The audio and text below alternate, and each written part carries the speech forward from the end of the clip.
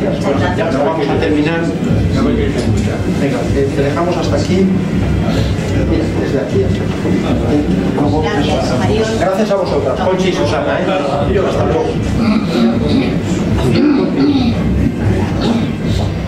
Cierto que cuando allí la creencia pura, la fe católica arraigaba, era como robustas raíces, como con cadenas de hierro. Pero si moría un obrero bueno, creyente, nacían 2, 3, que ya jamás oirían hablar de resignación, de lealtad, de fe y de obediencia. El magistral no se hacía ilusiones, el campo del sol se les iba, las mujeres defendían allí las últimas trincheras. Poco tiempo antes del día en que de paz meditaba así, varias ciudadanas del barrio de Obreros habían querido matar a pedradas a un forastero que se titulaba pastor protestante. Pero estos excesos, estos paroxismos de la fe moribunda más entristecían que animaban al magistral. No, aquel humo no era de incienso, subía a lo alto, pero no iba al cielo. Aquellos silbidos de las máquinas le parecían burlescos, silbidos de sátira, silbidos de látigo, hasta aquellas chimeneas delgadas, largas, como monumentos de una ideología, parecían parodias de las agujas de las iglesias. Gracias a todos.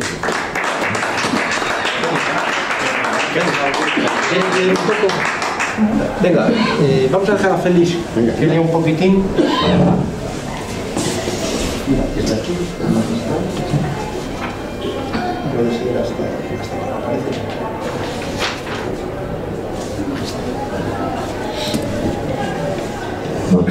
El magistral volvía el Catalejo al noroeste. Allí estaba la colonia, la vetusta novísima tirada a cordel, deslumbrante de colores vivos con reflejos acerados, parecía un pájaro de los bosques de América o una india brava adornada con plumas y cintas de tonos discordantes. Igualdad geométrica, desigualdad, anarquía cromáticas. En los tejados, todos los colores del iris, como en los muros de Ecbatana, galerías de cristales robando a los edificios por todas partes la esbeltez que podía suponérseles. Alardes de piedra inoportunos, solidez afectada, lujo vocinglero.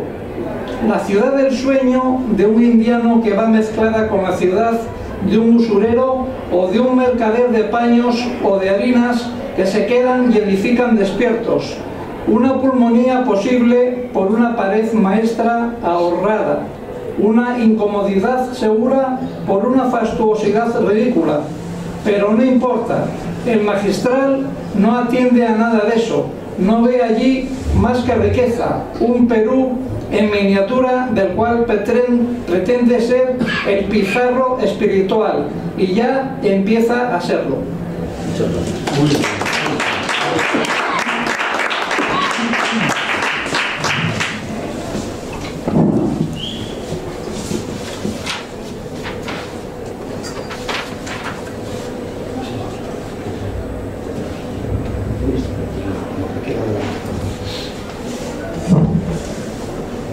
Los indianos de la colonia, que en América oyeron muy pocas misas, en Vetusta vuelven, como a una patria, a la piedad de sus mayores. La religión, con las formas aprendidas en la infancia, es para ellos una de las dulces promesas de aquella España que veían en sueños al otro lado del mar. Además, los indianos no quieren nada que no sea de buen tono, que huela a plebeyo. Ni siquiera pueden recordar los orígenes humildes de su estirpe. En Vetusta los descreídos no son más que 4 pillos, que no tienen sobre qué caerse muertos. Todas las personas pudientes creen y practican como se dice ahora.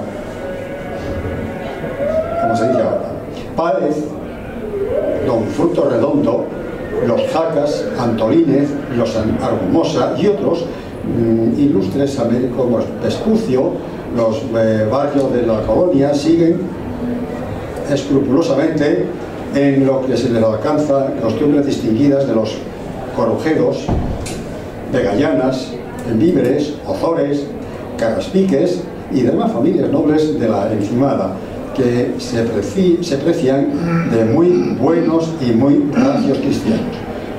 Y si no lo hicieren por propio impulso, los Páez, los Redondo, etc., sus respectivas esposas, hijas y además familia del sexo débil obligáronles a imitar en religión, como en todo, las maneras, ideas y palabras de la envidiada aristocracia. Por todo lo cual, el provisor miraba el barrio del noroeste con más codicia que antipatía. Si allí hay muchos espíritus que él... Sí, exacto. No.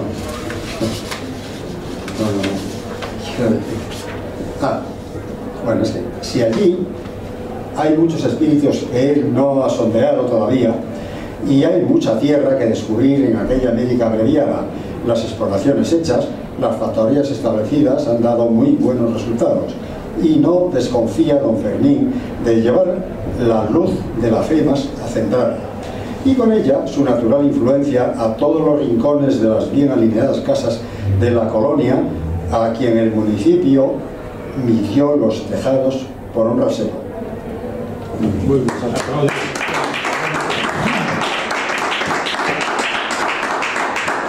Bueno, está describiendo, entiendo, ¿no? Pues a cierta parte de la ciudad muy acomodada, y a las distintas familias que constituyen ese barrio. ¿Qué era que le interesa a él? En gran medida, eso es, los indianos, que son los que le interesan, porque son los pudientes. Bien, pues muy brevemente, venga, hasta aquí por ejemplo, pero entre tanto, de paz, volvía amorosamente la visual del Catalejo a su encimada querida, la noble, la vieja, la amontonada a la sombra de la soberbia torre, que me llaman de Brasil, a la sombra de la soberbia torre, una a oriente, otra a occidente. Allí debajo tenía, como dando guardia de honor a la catedral, las dos iglesias antiquísimas que le vieron tal vez nacer, o por lo menos pasar a grandezas y esplendores que ellas jamás alcanzaron. Se llamaban, como va dicho, Santa María y San Pedro. Su historia anda escrita en los cronicones de la Reconquista y gloriosamente se pudren poco a poco, víctimas de la humedad y hechas polvo por los siglos. Alrededor de Santa María y de San Pedro hay esparcidas por callejones y plazuelas casas solariegas, cuya mayor gloria sería poder proclamarse contemporáneas de los ruinosos templos. Pero no pueden, porque delata la relativa juventud de estos caserones su arquitectura, que revela el mal gusto decadente, pesado o recargado de muy posteriores siglos. La piedra de todos estos edificios está ennegrecida por los rigores de la intemperie, que en Vetusta, la húmeda, no dejan nada. Claro, mucho tiempo ni consienten blancura duradera. Pues nada más, si os parece, lo dejamos aquí.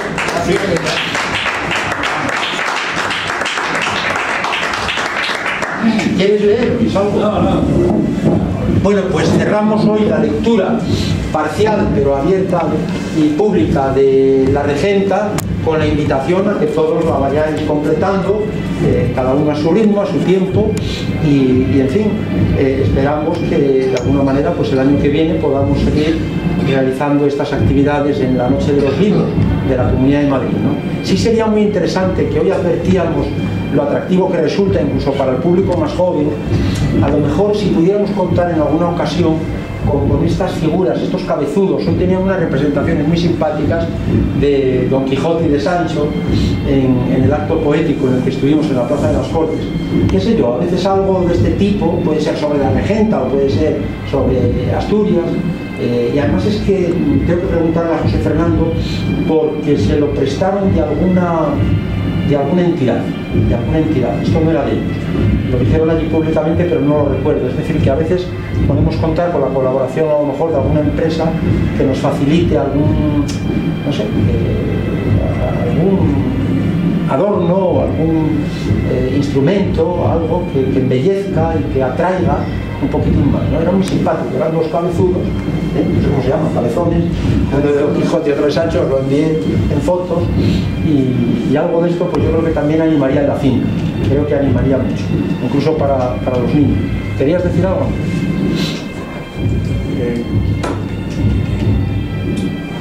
Bueno, pues oye, Rosa, vale, pues que vaya bien, que vaya bien. Y muchas gracias a todos, gracias a todos. Me voy.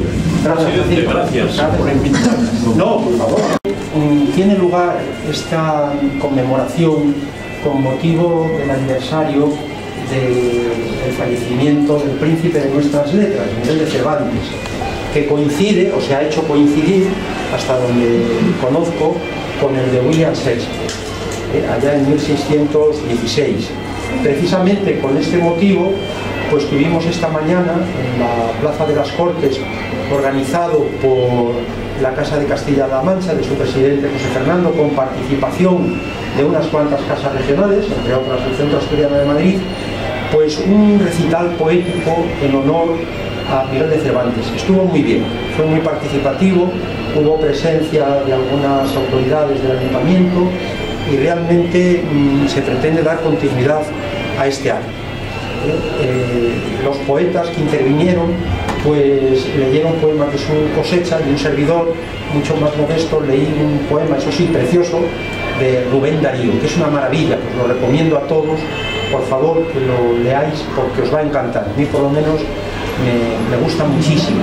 Incluso si me lo permitís, como no en vano estamos en una jornada literaria, pues tiene una de las estrofas, dice así: ruega por nosotros, Señor de los tristes, que de fuerza alientas y de ensueños vistes, coronado de áureo yelmo de ilusión, que nadie ha podido vencer todavía, por la daga al brazo toda fantasía y la lanza en ristre toda corazón.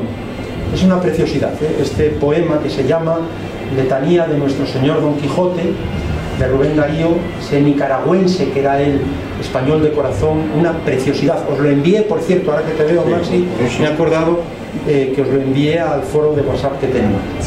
Y hoy,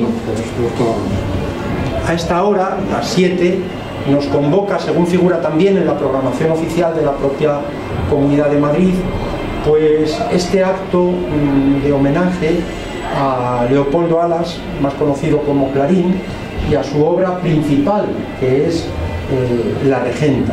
La Regenta, sobre la que por cierto tuvimos hace pocos meses un acto extraordinario aquí en el centro, una mesa redonda, en gran medida organizado por la Sociedad General de Autores, con algunas personas procedentes de la SGAE, no recuerdo ahora mismo el nombre, Mariluz, y algunas otras mujeres, ¿no? Nosotros enviamos hace unos meses a través del presidente adjunto, Andrés Menéndez, una propuesta más especificada sobre el acto de hoy. No la tengo aquí, pero con objeto de contextualizar un poco esta lectura, hasta donde lleguemos, porque La Regenta es una obra copiosa, como sabéis, pues voy a leeros un poco lo que dice la información oficial. Madrid celebra hoy, 19 de abril, la 19ª edición de la Noche de los Libros, en casi un centenar de municipios de la región, bajo el lema Una casa para siempre. Cada año va cambiando el lema. Una amplia programación que reúne en torno a 530 actividades y cuenta con la participación de más de 300 autores, 139 instituciones y espacios culturales, 127 librerías y 116 bibliotecas. Esta nueva edición, Una casa para siempre, evoca las muchas casas en las que habitamos, el planeta, la naturaleza, el cuerpo como casa, muy interesante la metáfora también, nuestros pensamientos, la ciudad y por supuesto estas casas regionales, el Centro Asturiano de Madrid como casa, es también una metáfora como casi todo, etc. O la ciudad, a través de encuentros, conversaciones y actividades en diversas entidades de la Comunidad de Madrid. Escritores de muy diversos géneros, etcétera, se van a encontrar con lectores en los más de 500 puntos programados, etcétera. Y nosotros, me parece que elegimos concretamente la casa como espacio en el caso de Ana Ozores, la protagonista, la regenta, como espacio opresivo en una ciudad, Vetusta, según el retrato magistral que Leopoldo Alas realiza, que efectivamente era una sociedad ya en sí misma muy opresiva. De hecho, esta fue una de las razones, quizá la principal, que llevó a la censura de la novela durante mucho tiempo, porque sentó mal al statu quo de la época, y por las críticas que formulaba hacia la Iglesia y hacia sectores muy acomodados de esa sociedad cerrada y en muchos aspectos pues retrógrada y clasista, ¿no? Vamos a decir. De manera que vamos a dar lectura a la regenta. Ya decíamos antes que hay unas cuantas personas aquí incorporadas, pero cualquier otro puede leer. Pues no sé, vamos a empezar. Venga, por ejemplo, por Jacinto, que estás aquí. Adelante, si queréis leer. ¿Estabais para la lectura? ¿La noche de los libros? Sí. ¿De dónde venís? Disculpad, porque lo habéis visto por el programa oficial. Sí. Pues poneros por aquí que os estamos... Estamos muy contentos de la acogida y lo habréis visto en la programación que se difunde por ahí, ¿no? Sí. Pues luego si queréis leéis un poco. Quizá un párrafo, dos párrafos. Venga, adelante por favor. Sí, un poquitín cada uno lo que veáis. Adelante. Vamos a comenzar en este momento. Adelante, Jacinto, tienes la palabra. La heroica ciudad dormía la siesta. El viento sur, caliente y perezoso, empujaba las nubes blanquecinas que se rasgaban al correr hacia el norte. En las calles no había más ruido que el rumor estridente de los remolinos de polvo, trapos, pajas y papeles que iban de arroyo en arroyo, de acera en acera, de esquina en esquina, revolando y persiguiéndose, como mariposas que se buscan y huyen y que el aire envuelve en sus pliegues invisibles.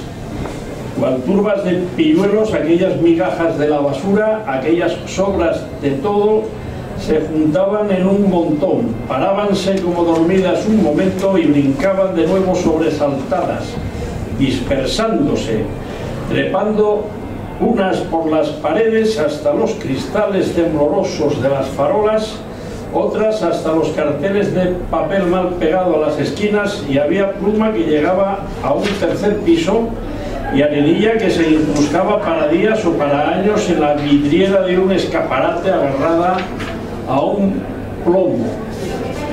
Vetusta, la muy noble y leal ciudad, corte en lejano siglo, hacía la digestión del cocido y de la olla podrida y descansaba oyendo entre sueños el monótono y familiar zumbido de la campana de coro que retumbaba ya en lo alto de la esbelta torre en la Santa Basílica. La torre de la catedral, poema romántico de piedra, delicado himno de dulces líneas de belleza muda y perenne, era obra del siglo XVI, aunque antes comenzada, de estilo gótico, pero, cabe decir, moderado por un instinto de prudencia y armonía que modificaba las vulgares exageraciones de esta arquitectura.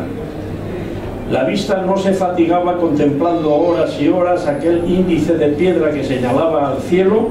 No era una de esas torres cuya aguja se quiebra de sutil, más flacas que esbeltas, amaneradas, como señoritas cursis que aprietan demasiado el corsé. Era maciza, sin perder nada de su espiritual grandeza, y hasta sus segundos corredores, elegante balaustrada, subía como fuerte castillo, lanzándose desde allí en pirámide de ángulo gracioso, inimitable en sus medidas y proporciones. Como hace músculos y nervios, la piedra, enroscándose en la piedra, trepaba a la altura, haciendo equilibrios de acróbata en el aire, y como prodigio de juegos malabares, en una punta de caliza se mantenía, cual imantada, una bola grande de bronce dorado y encima otra más pequeña, y sobre esta una cruz de hierro que acababa en pararrayos. Muchas gracias, Jacinto. Muchas gracias. Un aplauso. Unas metáforas preciosas, no sé lo que has dicho, poema de piedra, índice, índice de piedra al dedo, por eso te decía, índice, que es la torre de la catedral. Son unas metáforas preciosas. Pilar, según el orden, ¿cómo os llamáis? Disculpadme. Yo, Laura. Laura y Guillermo. Y Guillermo, os apuntamos dentro de un ratito. Pues adelante, Pilar. A ver si puedo, porque tengo la garganta un poco.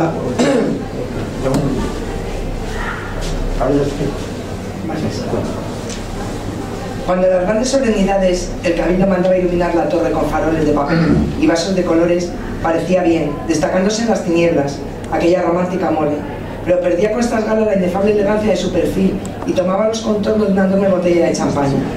Mejor era contemplarla en clara noche de luna, resaltando en un cielo puro, rodeada de estrellas que parecían su aureola, doblándose en pliegue de luz y sombra, fantasma gigante que velaba por la ciudad pequeña y negruzca que dormía a sus pies. Bismarck, un pillo ilustre de Vetusta, llamado con tal apodo dentro de su clase, no se sabe por qué, empuñaba el soldado cordel atado al badajo formidable de la bamba, la gran campana que llamaba a coro a los muy venerables canónigos, cabildo catedral de preeminentes calidades y privilegios. Bismarck era de oficio delantero de diligencia, era de la tralla, según en Vetusta se llamaba lo de su coalición, pero sus aficiones le llevaban a los campanarios, y por delegación de Celedonio, hombre de iglesia, acólito en funciones de campanero, aunque tampoco en propiedad, el ilustre diplomático de la tralla disfrutaba algunos días la honra de despertar al venerando cabildo de su beatífica siesta, convocándole a los rezos y cánticos de su peculiar incumbencia. El delantero, ordinariamente bromista, alegre y revoltoso, manejaba el badajo de la bamba con una seriedad de arúspice de buena fe. Cuando posaba para la hora del coro, así se decía, Bismarck sentía así algo de la dignidad y la responsabilidad de un reloj. Celedonio, ceñida al cuerpo la sotana negra, sucia y raída, estaba asomado a una ventana, caballero en ella, y escupía con desdén y por el colmillo a la plazuela, y si se le antojaba, disparaba chinitas sobre algún raro transeúnte que le parecía del tamaño y de la importancia de un ratoncillo. A aquella altura se le subía a la cabeza a los pilluelos y les inspiraba un profundo desprecio de las cosas terrenas. Muchas gracias, Pilar. Entonces, saltamos a Almudena, que no está. Susana, por favor.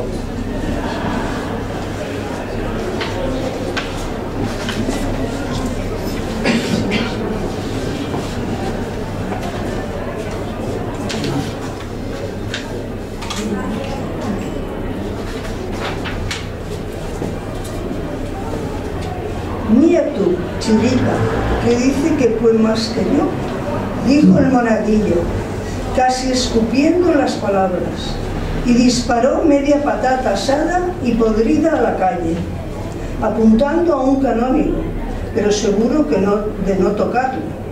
¿Qué ha de poder?, respondió Bismarck, que en el campanario adulaba a Celedonio y en la calle le trataba a puntapiés y le arrancaba la vida, fuerzas, las llaves para subir a tocar las oraciones,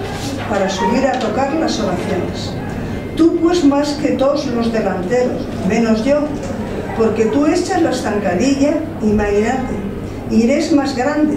Mía, chico, ¿quieres que latice el señor magistral que entra ahora? ¿Le conoces tú desde ahí? Claro, bobo, le conozco en el menear los manteos. Mía, ven acá. ¿No ves cómo al andar le salen para atrás y para adelante? Es por la fachenda que se me gasta. Ya lo decía el señor custodio, en beneficiado a don Pedro el campanero el otro día. Ese don Fermín tiene más orgullo que don Rodrigo en la horca. Y don Pedro se reía, y verás, el otro dijo después, cuando ya había pasado don Fermín: anda, anda, buen mozo, qué bien se te conoce el colerete. ¿Qué te parece, chico? Se pinta la cara. Bismarck negó lo de la pintura. Era que don Custodio tenía envidia. Si Bismarck fuera canónigo y dignidad, creía que lo era el magistral. En vez de ser delantero, con un monte sacado de las cajas de cerillas, y se daría más tono que un zagal. Pues claro, y si fuese campanero, el de verdad, vamos, don Pedro, ay Dios, entonces no se hablaba más que con el obispo y el señor Roque, el mayoral del correo. Muchas gracias.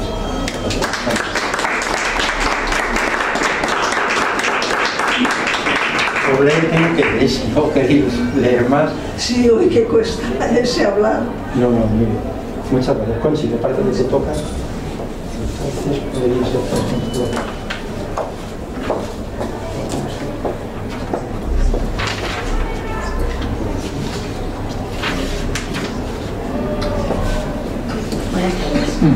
Pues chico, no sabes lo que te pescas, porque decía beneficiado que en la iglesia hay que ser humilde, como si dijéramos rebajarse con la gente, vamos, a chantarse y aguantar una bofetada si a mano viene. Y si no, ahí está el Papa, que es, no sé cómo dijo, así una cosa como el criado de todos los criados. Eso será de boquirris, replicó Bismarck.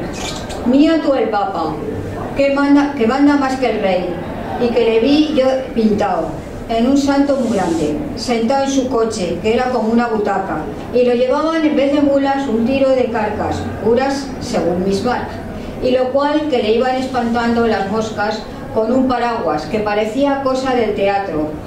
Si sabré yo. Se acaloró el debate. Celedonio defendía las costumbres de la iglesia primitiva. Bismarck estaba por todos los esplendores del culto. Celedonio amenazó al campanero interino con pedirle la dimisión. El de la tralla aludió embozadamente a ciertas bofetadas, probables para ir bajando. Pero una campana que sonó en un tejado de la catedral les llamó la orden. «El laudes», gritó Celedonio. «Toca, que avisan». Y Bismarck empuñó el cordel y azotó el metal con la porra del formidable badajo. Tembló el aire y el delantero cerró los ojos, mientras Celedonio hacía alarde de su imperturbable serenidad oyendo, como si estuviera a 2 leguas, las campanadas graves, poderosas, que el viento arrebataba de la torre para llevar sus vibraciones por encima de Vetusta, a la sierra vecina y a los extensos campos que brillaban a lo lejos, verdes todos con 100 matices. Muchas gracias.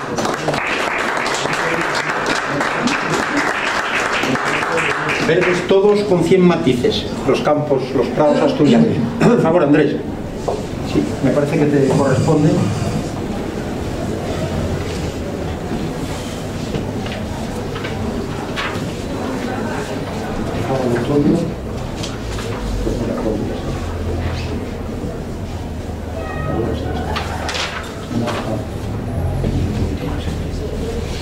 ¿Salir?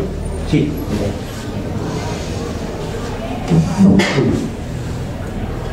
Empezaba el otoño. Los prados renacían. La hierba había crecido fresca y vigorosa con las últimas lluvias de septiembre.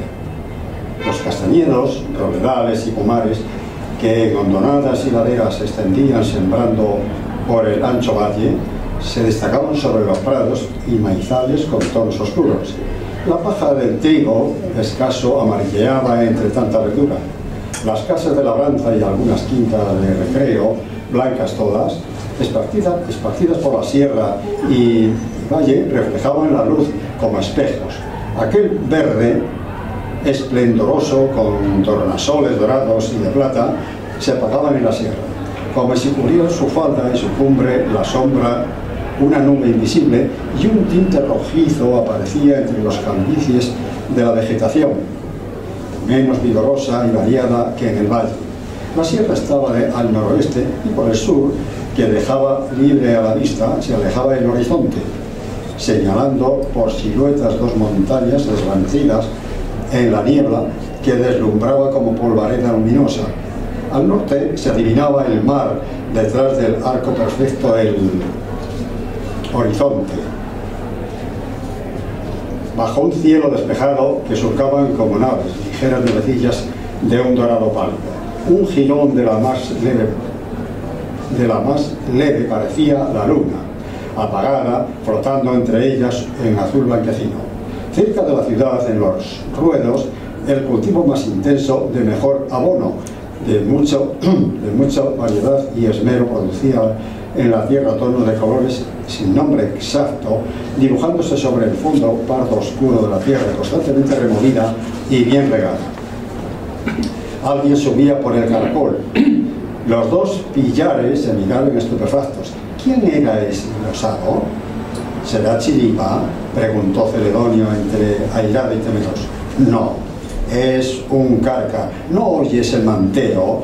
Bismarck tenía razón. El roce de la tela con la piedra producía un rubor silbante como el de una voz apagada que impusiera silencio. El manteo parecía por escotillón. Era el de don Fermín de Pas, magistral de aquella santa iglesia catedral y provisor del obispo. El delantero sintió escalofríos, pensó: ¿vendrá a pegarnos? Muchas gracias.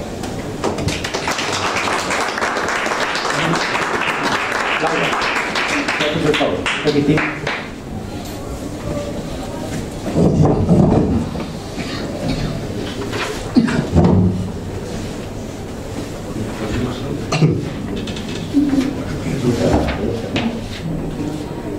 Perdón, yo no sabía que había que leer, pero lo intento. No había motivo, pero eso no importaba. Él vivía acostumbrado a recibir bofetadas y puntapiés sin saber por qué. A todopoderoso, y para él don Fermín era un personaje de los más empericotados. Se le figuraba Bismarck usando y abusando de la autoridad de repartir cachetes. No discutía la legitimidad de esta prerrogativa, no hacía más que huir de los grandes de la tierra, entre los que figuraban los sacristanes y los polizontes. Se avenía a esta ley cuyos efectos procuraba evitar. Si él hubiera sido señor, el alcalde, canónigo, fontanero, guarda del jardín botánico, empleado en casillas, sereno, algo grande, en suma, hubiera hecho lo mismo, dar cada puntapié. No era más que Bismarck un delantero y sabía su oficio, huir de los maniates de Vetusta. Pero allí no había modo de escapar o tirarse por una ventana o esperar el nublado. Era, perdón, ¿esto? Hasta la manga.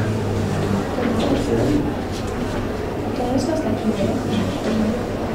¿no? El caracol estaba interceptado por el canónigo. Bismarck no tuvo más recurso que hacerse un ovillo, esconderse detrás de la guamba, encaramado en una viga, y aguardar así los acontecimientos. Caledonio no extrañaba aquella visita, recordaba haber visto muchas tardes al señor magistral subir a la torre antes o después de coro. ¿Qué iba a hacer allí aquel señor tan respetable? Esto preguntaban sus ojos del delantero a los del acólito. También lo sabía Caledonio, pero callaba y sonreía complaciéndose con el pavor de su amigo. El continente altivo del monaguillo se había convertido en humilde actitud. Su rostro se había revestido de repente de la expresión oficial. Caledonio tenía 12 o 13 años y ya sabía ajustar los músculos de su cara de chato a las exigencias de la liturgia. Sus ojos eran grandes, de un castaño sucio, y cuando el pillastre se creía en funciones eclesiásticas, los movía con afectación de arriba abajo, imitando a muchos sacerdotes y beatas que conocía y trataba. Muy bien.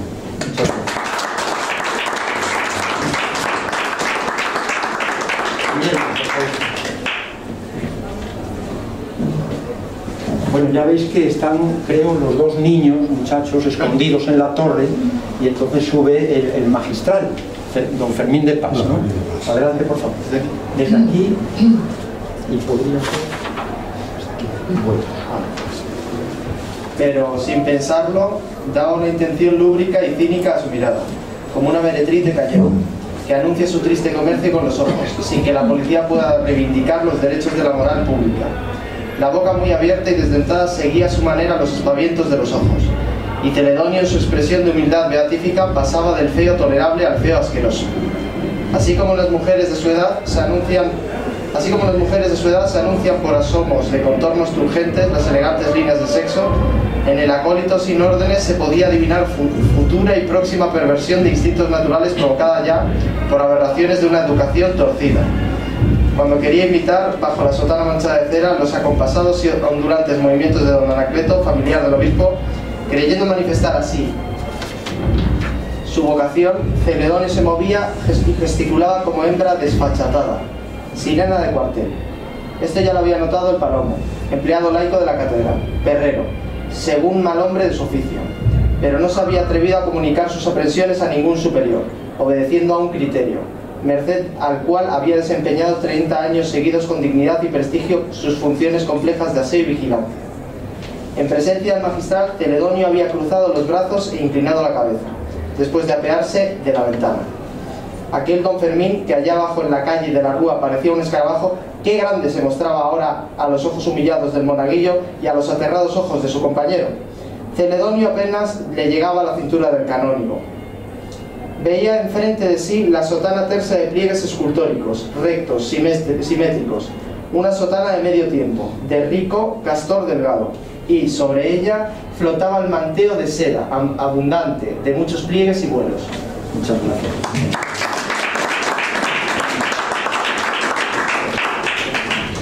Bueno, pues Bismarck, detrás de la guampa, no veía del canónigo más que los bajos y los admiraba. Aquello era señorío, ni una mancha. Los pies parecían los de una dama, calzaban media morada como si fueran de obispo, y el zapato era de esmeralda labor y piel muy fina, y lucía hebilla de plata, sencilla pero elegante, que decía muy bien sobre el color de la media. Si los pilletes hubieran osado mirar cara a cara a don Fermín, le hubieran visto al asomar en el campanario, serio, cejijunto, al notar la presencia de los campaneros levemente turbado, y enseguida sonriente, con una suavidad resbaladiza en la mirada y una bondad estereotipada en los labios. Tenía razón el delantero. De paz no se pintaba, más bien parecía estucado. En efecto, su tez blanca tenía los reflejos del estuco. En los pómulos, un tanto avanzados, bastante para dar energía y expresión característica al rostro, sin afearlo, había un ligero encarnado que a veces tiraba al color del alzacuello y de las medias. No era pintura, ni el color de la salud, ni pregonero del alcohol. Era el rojo que brota en las mejillas al calor de palabras de amor o de vergüenza que se pronuncian cerca de ellas. Palabras que parecen imanes que atraen el hierro de la sangre. Esta especie de congestión también la causa el orgasmo de pensamientos del mismo estilo. En los ojos del magistral, verdes con pintas que parecían polvo de rapé, lo más notable era la suavidad del líquen, pero en ocasiones, de en medio de aquella crasitud pegajosa, salía un resplandor punzante que era una sorpresa desagradable, como una aguja en una almohada de plumas. Aquella mirada la resistían pocos. A unos les daba miedo, a otros asco, pero cuando algún audaz la sufría, el magistral la humillaba cubriéndola con el telón carnoso de unos párpados anchos, gruesos, insignificantes, como es siempre la carne informe. La nariz larga, recta, sin corrección ni dignidad, también era sobrada de carne hacia el extremo y se inclinaba como árbol bajo el peso de excesivo fruto. Gracias.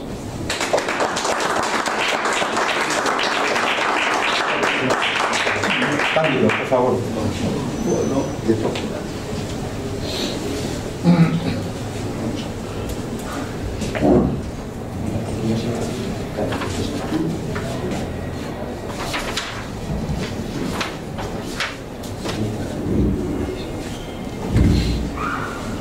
Aquella nariz era la obra muerta en aquel rostro todo expresión, aunque escrito en griego, porque no era fácil leer y traducir lo que el magistral sentía y pensaba. Los labios largos y delgados, finos, pálidos, parecían obligados a vivir comprimidos por la barba que tendía a subir, amenazando para la vejez, y aún lejana, entablar relaciones con la punta de la nariz claudicante. Por entonces no daba el rostro este defecto de apariencia de vejez, sino expresión de prudencia de la que toca en cobarde hipocresía y anuncia frío y calculador egoísmo. Podía asegurarse que aquellos labios guardaban con un tesoro la mejor palabra, la que jamás se pronuncia. La barba puntiaguda y levantisca semejaba el candado de aquel tesoro. La cabeza pequeña y bien formada, de espeso cabello negro muy recortado, descansaba sobre un robusto cuello, blanco, de recios músculos, un cuello de atleta, proporcionado al tronco y extremidades del fornido canónigo que hubiera sido en su día el mejor jugador de bolos, el mozo de más partido, y a lucir estallada de levita el más apuesto azotacalles de Vetusta. Como si se tratara de un personaje, el magistral saludó a Celedonio, doblando graciosamente el cuerpo y extendiendo hacia él la mano derecha, blanca, fina, de muy afilados dedos, no menos cuidada que si fuera la de aristocrática señora de Celedonio. Contestó con una genuflexión como la de ayudar a misa. Bismarck, oculto, vio con espanto que el canónigo sacaba de un bolsillo interior de la sotana un tubo que a él le pareció de oro. Vio que el tubo se dejaba estirar como si fuera de goma y se convertía en dos, y luego en tres, todos seguidos, pegados. Indudablemente aquello era un cañón chico, suficiente para acabar con un delantero tan insignificante como él. No, era un fusil porque el magistral lo acercaba a la cara y hacía con él puntería. Bismarck respiró, no iba con su personilla. Aquel disparo apuntaba al carca hacia la calle, asomado a una ventana.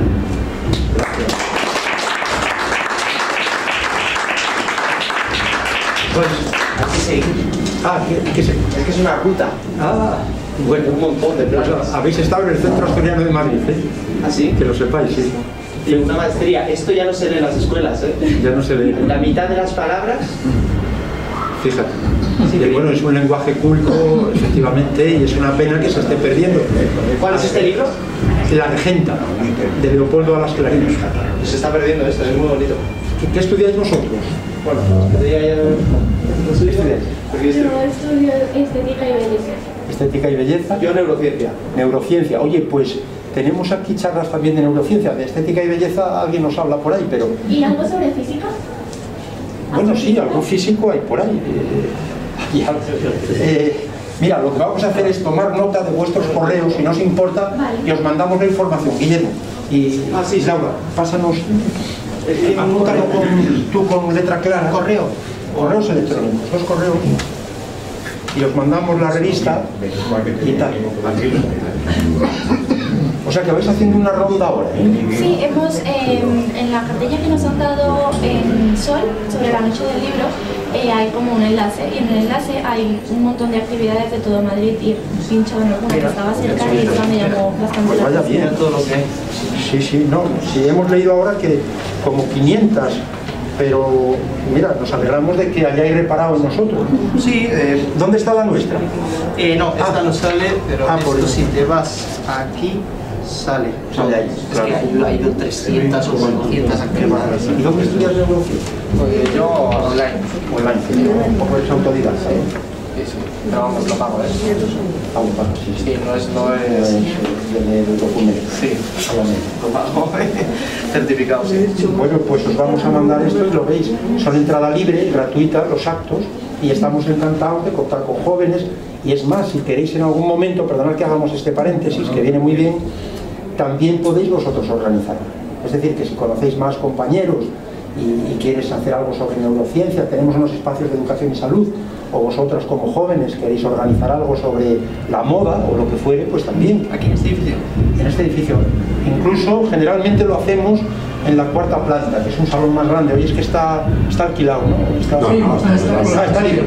Sí, pero generalmente están ensayando. Estas gaitas son nuestras. Vale, genial. Entonces, pensadlo. Bueno, mucho gusto. Gracias. Gracias. Algo sobre astrofísica hacéis aquí, ¿no? ¿De astrofísica? Algo relacionado. Ahora mismo no recuerdo, pero que lo podemos hacer. Vale. Porque realmente no hay tema que nos sea ajeno y siempre tenemos muchos amigos y colaboradores que abordan muchos temas científicos y de interés, y basta que se plantee para que pueda surgir. Muchas gracias. Encantado. Gracias. Bueno, pues entonces, ¿quién se anima a leer ahora? Venga, pues Susana, y luego... Sí, Susana, adelante. Ahora es muy interesante, bueno, todo esto, ¿no? Porque sigue con esta descripción del encuentro de Fermín de Pas con estos muchachos, estos guajes, estos críos que están allí escondidos, unos monaguillos, etc.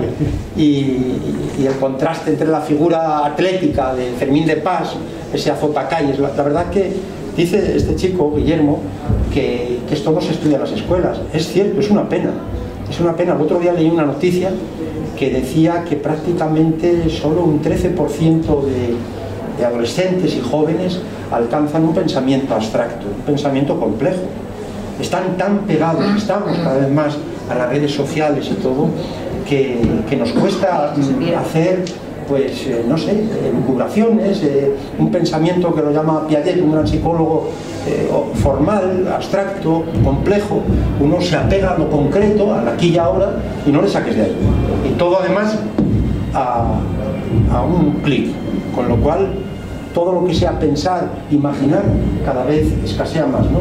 Y la prueba lo tenemos en lo que dice. Y desde luego el lenguaje es un lenguaje culto, lo cual dice muy bien efectivamente de Leopoldo Alas, que es una figura muy relevante a nivel nacional e internacional, como el otro día se puso de manifiesto en la mesa redonda, pese a la juventud, porque Leopoldo Alas no cumplió los 50 años, yo con 49, que era un hombre joven, y ya digo, nació en 1852 y murió en 1901, pues imagínate, no cumplió ni los 50 años. Esto es una joya literaria. Es literaria. Pues gracias, Susana, adelante por favor. El acólito, de puntillas, sin hacer ruido, se había acercado por detrás al provisor y procuraba seguir la dirección del catalejo. Celedonio era un monaguillo del mundo, entraba como amigo de confianza en las mejores casas de Vetusta, y si supiera que Bismarck tomaba un anteojo por un fusil, se le reiría en las narices. Uno de los recreos solitarios de don Fermín de Pas consistía en subir a las alturas. Era montañés y por instinto buscaba las cumbres de los montes y los campanarios de las iglesias. En todos los países que había visitado, había subido a la montaña más alta, y si no la sabía, a la más soberbia torre.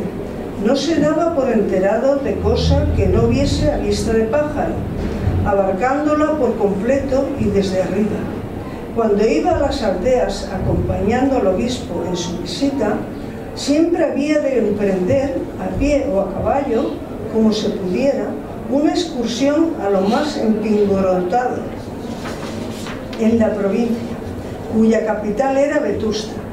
Abundaban por todas partes montes de los que se pierden entre nubes, pues a los más arduos y elevados ascendía el magistral, dejando atrás al más robusto andarín, al más experto montañés. Cuando más subía, más ansiaba subir, y en vez de fatiga sentía fiebre que les daba vigor de acero a las piernas y aliento de fragua a los pulmones. Llegar a lo más alto era un triunfo voluptuoso para De Pas. Ver muchas leguas de tierra, columbrar el mar lejano, contemplar a sus pies los pueblos como si fueran juguetes, imaginarse a los hombres como infusorios, ver pasar un águila o un milano, según los parajes, debajo de sus ojos, enseñándole el dorso dorado por el sol, mirar las nubes desde arriba, eran intensos placeres de su espíritu altanero, que De Pas se procuraba siempre que podía. Entonces sí que en sus mejillas había fuego y en sus ojos dardos. En Vetusta no podía saciar esta pasión. Tenía que contentarse con subir algunas veces a la torre de la catedral. Solía hacerlo a la hora del coro, por la mañana o por la tarde, según le convenía. Celedonio, que en alguna ocasión, aprovechando un descuido, había mirado por el anteojo del profesor, Sabía que era de poderosa atracción. Desde los segundos corredores, mucho más altos que el campanario, había él visto perfectamente a la regenta, una guapísima señora, pasearse leyendo un libro por su huerta que se llamaba el Parque de los Ozores. Sí, señor, la había visto como si pudiera tocarla con la mano. Y eso que su palacio estaba en la rinconada de la Plaza Nueva, bastante lejos de la torre, pues tenía en medio de la plazuela de la catedral la calle de la Rúa y la de San Pelayo. ¿Qué más? Con aquel anteojo se veía un poco del billar del casino, que estaba junto a la iglesia de Santa María. Y él, Celedonio, había visto pasar las bolas de marfil rodando por la mesa. Y sin el anteojo, ya, en cuanto se veía el balcón como un ventanillo de una grillera, mientras el acólito hablaba así, en voz baja, a Bismarck, que se había atrevido a acercarse, seguro de que no había peligro. El magistral, olvidado de los campaneros, paseaba lentamente sus miradas por la ciudad, escudriñando sus rincones, levantando con la imaginación los techos, aplicando su espíritu a aquella inspección minuciosa, como si el naturalista estudia con poderoso microscopio las pequeñeces de los cuerpos. No miraba a los campos, no contemplaba la lontananza de montes y nubes. Sus miradas no salían de la ciudad. Gracias, muchas gracias.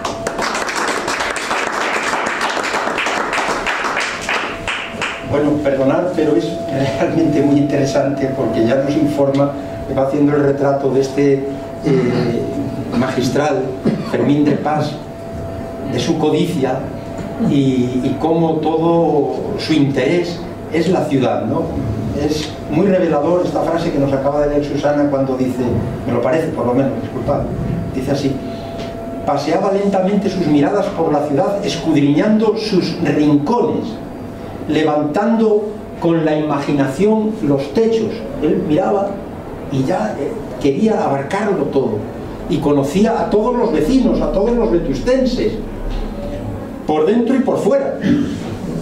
Por dentro porque era el confesor, y a través de estas miradas y panorámicas que realizaba prácticamente a diario, según nos está diciendo, pues también veíamos movimientos, ¿no? Es impresionante la descripción que hace Leopoldo Alas, ¿no? Leopoldo Alas hace unas descripciones maravillosas. Cómo dominaba el magistral la ciudad, que era realmente como el águila que otea el horizonte para luego echarse sobre su presa. Ya ha salido la presa aquí fundamental, que es la regenta, es la presa, que bueno, al final se la lleva un halcón también, ¿no? Se la lleva este otro, ¿cómo se llama? La Engatusa. ¿Quién? La Engatusa. La Engatusa, pero se la lleva este otro, no me acuerdo cómo se llama. Sí, que luego la lleva. El otro que es ¿No os ha chocado la chica que no ha leído ni una sola vez Celedonio? Caledonio. Y este Celedonio, ¿no? Sí. ¿Quién leyó Caledonio? La chica. La chica. Bueno, pues seguimos Conchi y luego Jacinto, que se tiene que ir, creo. Pues Jacinto, que lea primero. No, que es igual. Tengo todavía un ratito. Venga, pues... Y luego ya cada uno, que no da tiempo, el que quiera que la lea en la soledad de su Bueno, casa. tenemos años, ¿no? Supongo, para leer la regenta entera. Que no está aquí. Aquí son solo, apenas son 50 hojas. Claro. De 200, de 300. Bueno, de 300. Pero no lo vamos a... Yo tengo 700 páginas, ¿eh? Qué barbaridad. Pues aquí y ya donde tú quieras terminar. Mira, lo dice ahora. ¿Qué frase más elocuente? Adelante, Conchi. Vetusta era su pasión y su presa. Mientras los demás le tenían por sabio teólogo, filósofo y jurisconsulto, él estimaba sobre todo su ciencia de Vetusta. La conocía palmo a palmo, por dentro y por fuera, por el alma y por el cuerpo. Había escudriñado los rincones de las conciencias y los rincones de las casas. Lo que sentía en presencia de la heroica ciudad era gula hacia su anatomía. no como el fisiólogo que solo quiere estudiar, sino como el gastrónomo que busca los bocados, hacerlo a la hora del coro, por la mañana o por la tarde, según le convenía. Celedonio, que en alguna ocasión, aprovechando un descuido, había mirado por el anteojo del provisor, sabía que era de poderosa actuación, desde los segundos corredores. No. ¿Tú lo has leído esto? Sí, es que saltar aquí. Creo. Que busca los bocados apetitosos. Ahí. Sí. No rimaba. Le buscaba los bocados apetitosos.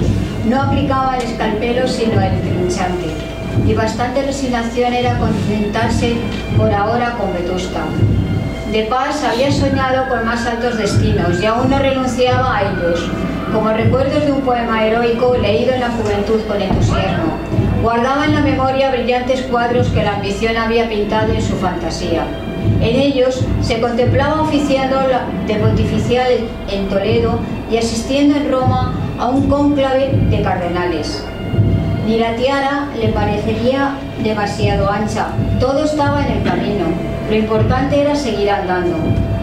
Pero estos sueños, según pasaba el tiempo, se iban haciendo más y más vaporosos, como si se alejaran.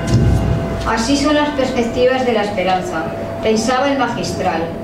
Cuanto más nos acercamos al término de nuestra ambición, más distante parece el objeto deseado, porque no está en lo porvenir, sino en lo pasado. Lo que vemos delante es un espejo que refleja el cuadro soñador que se queda atrás, en el lejano día del sueño. No renunciaba a subir, a llegar cuanto más arriba pudiese, pero cada día pensaba menos en estas vaguedades de la ambición a largo plazo, propias de la juventud. Había llegado a los 35 y la codicia del poder era más fuerte y menos idealista. Se contentaba con menos, pero lo quería con más fuerza, lo necesitaba más cerca.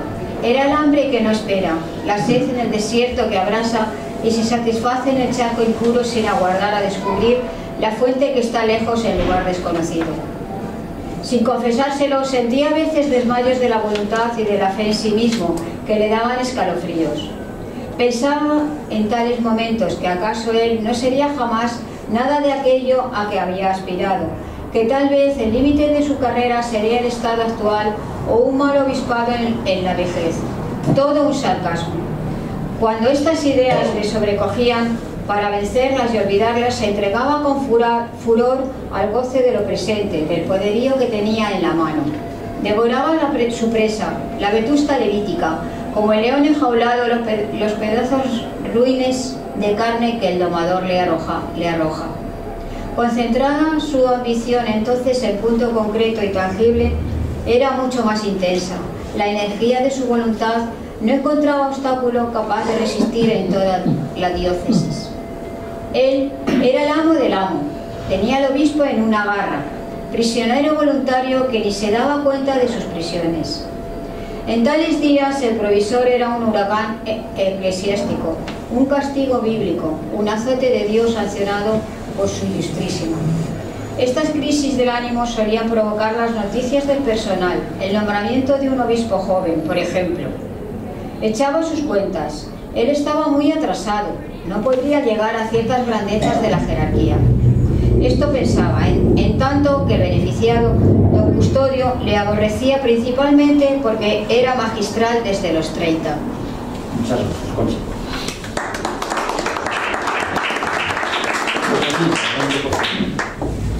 Adelante, y luego los que queráis.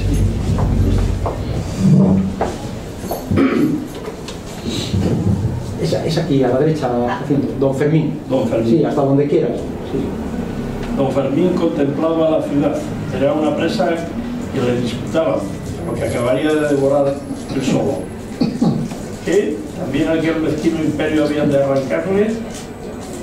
No, era suyo, lo había ganado en buena lid. ¿Para qué eran necios? También al magistral se le subía la altura a la cabeza. También él veía a los vetustenses como escarabajos. Sus viviendas viejas y negruzcas, aplastadas, las creían los vanidosos ciudadanos palacios y eran madrigueras, cuevas, montones de tierra, labor de topo. ¿Qué habían hecho los dueños de aquellos palacios viejos y arruinados de la encimada que él tenía allí a sus pies? ¿Qué habían hecho? Heredar. ¿Y él? ¿Qué había hecho él? Conquistar.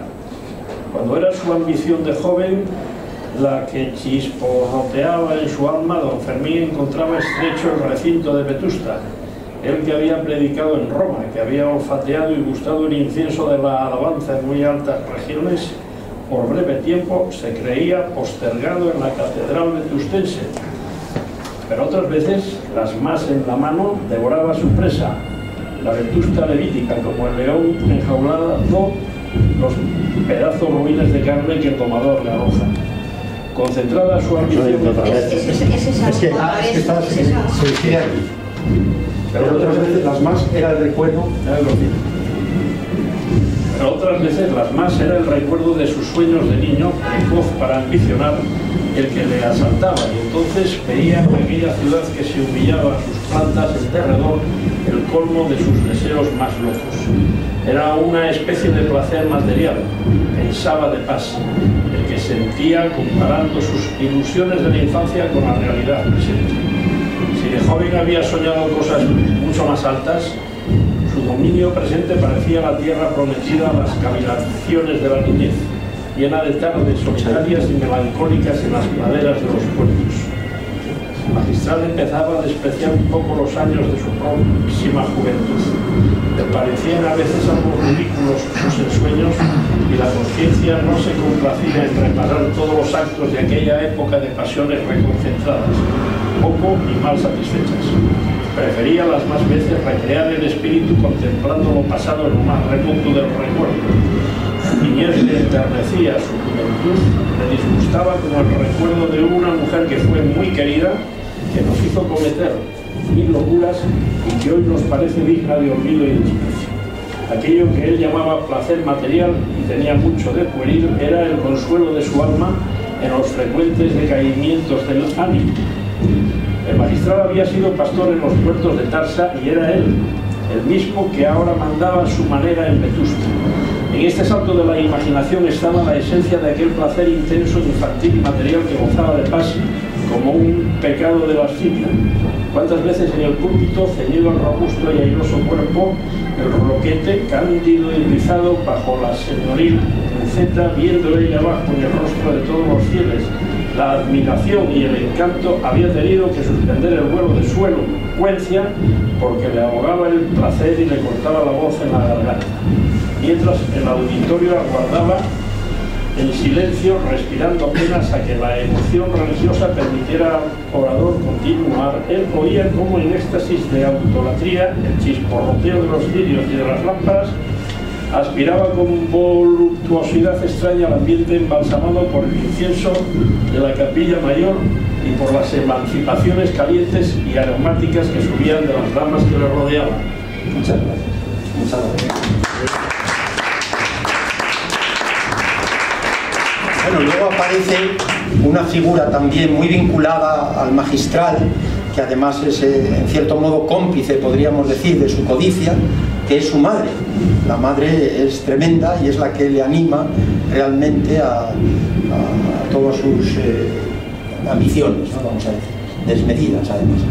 ¿Quién más quiere leer? Venga, Pilar, un poquitín. Venga, Pilar, Paco, ¿tú quieres? No te he preguntado, Rosy, ¿queréis leer? De verdad. Gracias. Está abierto, ¿eh? No faltaría más, de verdad. Pues es desde aquí, ya, hasta donde tú quieras. Que subían de las damas. Sentía como murmullo de la brisa de las hojas del bosque, el contenido crujir de la seda, el aleteo de los abanicos, y en aquel silencio de la atención que esperaba, delirante, creía comprender y gustaba una adoración muda que subía a él. Y estaba seguro de que en tal momento pensaban los fieles en el orador esbelto, elegante, de voz melodiosa, de correctos ademanes a quien oían y veían, no en el Dios de que les hablaban. Entonces sí que, sin poder él desechar aquellos recuerdos, se le presentaba su infancia a los puertos, aquellas tardes de su vida de pastor melancólico y meditabundo, horas y horas hasta el crepúsculo, pasaba soñando despierto en una cumbre, viendo las esquinas del ganado esparcido por el puerto, y ¿qué soñaba?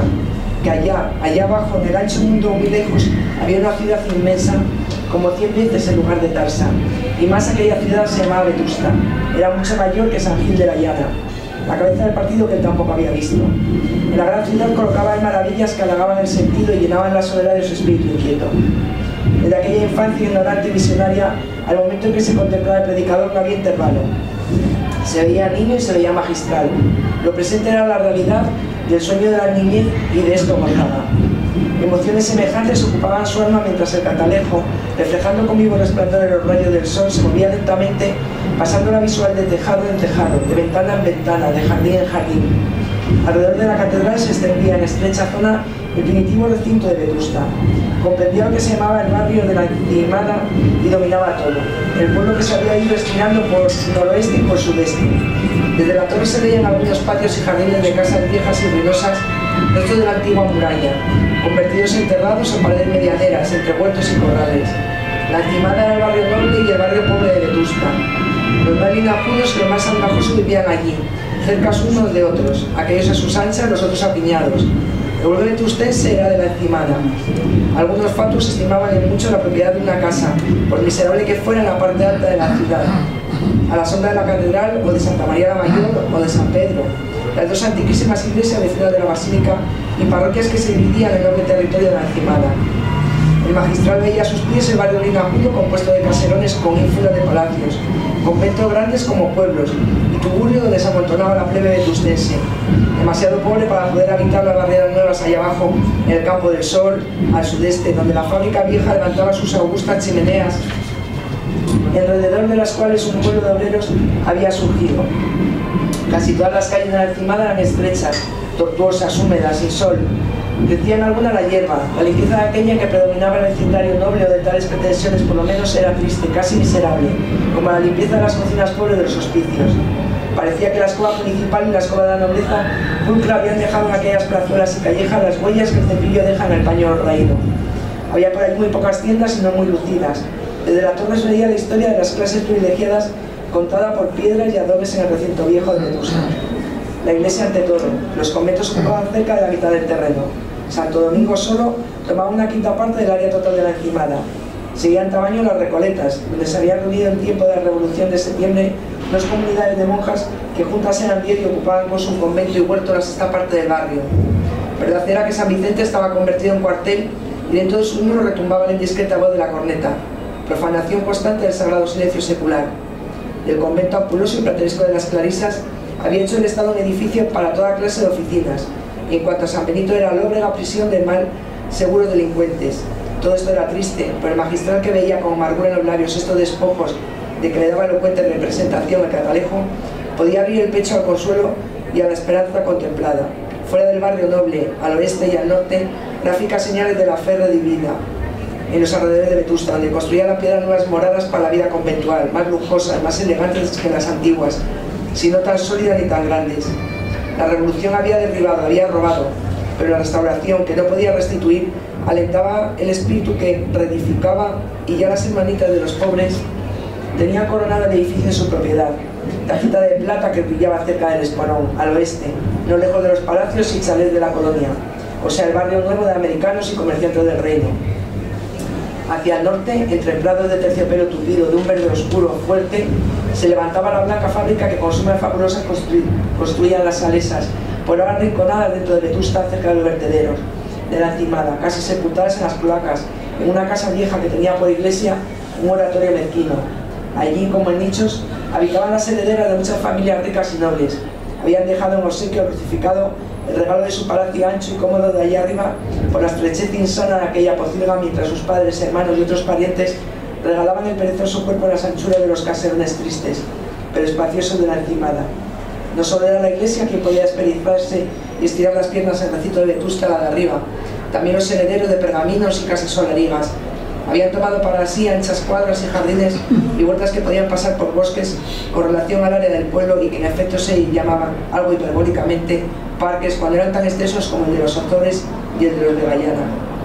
Y mientras no solo a los conventos y a los palacios, sino también a los árboles se les dejaba campo abierto para alargarse y ensancharse como querían, los míseros plebeyos que a fuerza de pobres no habían podido oír los codazos del egoísmo noble o regular, vivían hacinados en casas de tierra que el municipio obligaba a tapar con una capa de cal. Y era de ver como aquellas casuchas apiñadas se enchufaban y saltaban unas sobre otras y se metían los tejados por los ojos, o sea, las ventanas. Parecían un rebaño de retozonas reses que apretadas en un camino brincan y se encaraman en los lomos de quien encuentran delante. A pesar de esta injusticia distributiva que don Fermín tenía debajo de sus ojos, sin que le irritara, o el canónigo armaba el barrio de la catedral, aquel hijo predilecto de la basílica sobre todos. La encimada era su imperio natural, la metrópoli del poder espiritual que ejercía. El humo y los sonidos de la fábrica la hacían dirigir miradas recelosas al campo del sol. Allí vivían los rebeldes, los trabajadores sucios, negros por el carbón y el hierro amasados con sudor, los que escuchaban con la boca abierta a los energúmenos que les predicaban igualdad, federación, reparto, mil absurdos. Ya no querían oírle cuando les hablaba de premios celestiales, de reparaciones de ultratumba. No era allí que no tuviera ninguna influencia, pero la tenía en los menos. Gracias.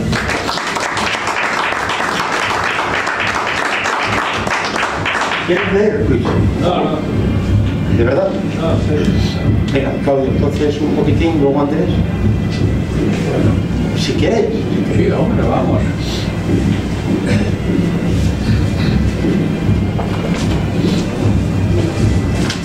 ¿Te vas? Vale, pues muchas gracias.